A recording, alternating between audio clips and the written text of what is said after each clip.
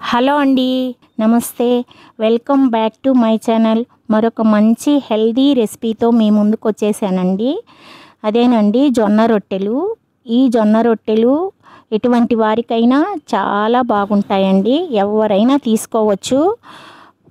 మరీ షుగర్ పేషెంట్లు అయితే రైస్ని పూర్తిగా అవాయిడ్ చేసేసి జొన్న రొట్టెలు, సజ్జ రొట్టెలు, గోధుమ రొట్టెలు తినే వాళ్ళ కోసం ఇది బెస్ట్ అయిన ఐడియా అండి. చాలా బాగుంటాయి. ఇంకెందుకు ఆలస్యం, దీని తయారీ విధానాన్ని చూసేద్దాం. దీనికోసం నేనైతే 1 కప్పు పిండికి 3/4 కప్పు వాటర్ని స్టవ్ మీద పెట్టి బాగా బాయిల్ చేశానండి. వాటర్ బాగా బాయిల్ అవ్వాలి. పిండిని అయితే నేను జొన్నలు తీసుకొని మిల్లు పట్టించుకున్నానండి. ఫ్రెష్ పిండి అయితేనే ఈ జొన్న రొట్టెలు బాగా జిగురుగా వచ్చి బాగా స్మూత్గా ఉంటాయండి. సైడ్లంతా పగలకుండా వేడి వేడి బాయిల్ అయిన వాటర్లో పోసుకొని ఈ పిండిని కొంచెం పోసుకుంటూ పిండిని ఇలా కలుపుకోవాలండి. వీడియోలో చూపించిన విధంగా అన్నీ ఒకేసారి పోసేసి ముద్ద అయిపోతుందండి పిండి. రొట్టెలు సరిగా రావు. అందుకని కొంచెం నీళ్లు చల్లుకుంటూ ఇలా కలుపుకోవాలి. వీడియోలో చూపించిన విధంగా పిండి కలిపే దాంట్లోనే ఉంటుందండి రొట్టెలు ఎలా వస్తాయనేది. అలా కలుపుకోవాలండి పిండిని.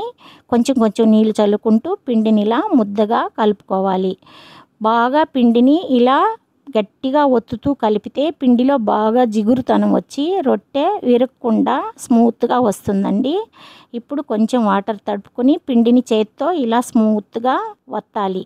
ఇప్పుడు పిండిని పొడిపిండి చల్లుకుంటూ రొట్టెని ఈ బండ మీద అయితే బాగా నీట్గా కడిగేసిన బండని క్లీన్ చేసుకున్న బండ మీద కలుపుకున్నామండి. ఇప్పుడు మనము రొట్టెని పొడిపిండి చల్లుకుంటూ ఇలా చేతులతో 2 చేతులతో ఇలా రౌండ్గా టర్న్ చేసుకుంటూ రొట్టెని తయారు చేసుకుంటున్నానండి.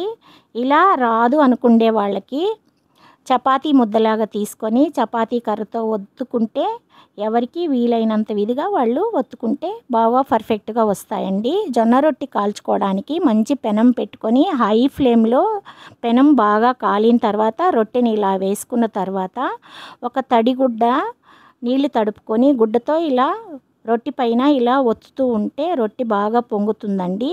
బాగా కూడా కాలుతుంది, స్మూత్గా కూడా ఉంటుంది. ఇలా 2 సైడ్స్ రొట్టెని కాల్చుకున్న తర్వాత మళ్ళీ ఇంకొక రొట్టెని ఇలా చేసుకొని చేత్తో చేసేసుకొని వేసేసుకోవడమేనండి.